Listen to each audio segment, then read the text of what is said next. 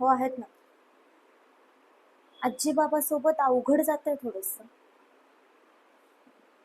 असं वाटतं जॉब सोडून दूर कुठेतरी निघून जा. पहिल्या लॉकडाऊनमध्ये पप्पा गेल्यापासून 1 वर्षाच्या आत लग्न करायचं असं म्हणून सगळे मागं लागले. मग मुलं मला आवडली नाहीत. काही मुलांना मी आवडले नाही. असं करत करत दुसरं लॉकडाऊन लागलं. पाठोपाठ आई देखील गेली. मग पुन्हा 1 वर्षाच्या आत लग्न.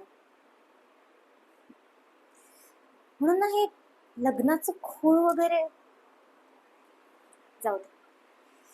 आणि त्यात ही अशी मुलं सापडतात ऑनलाईन मॅरेज साईटवरती. बघितलंस ना कसा तंतन करत निघून गेला. लिटरली असं वाटतं दूर कुठेतरी निघून जा. कारण जगाशी लढणं देखील सोपं आहे रे, पण स्वतःशी खूप अवघड आहे.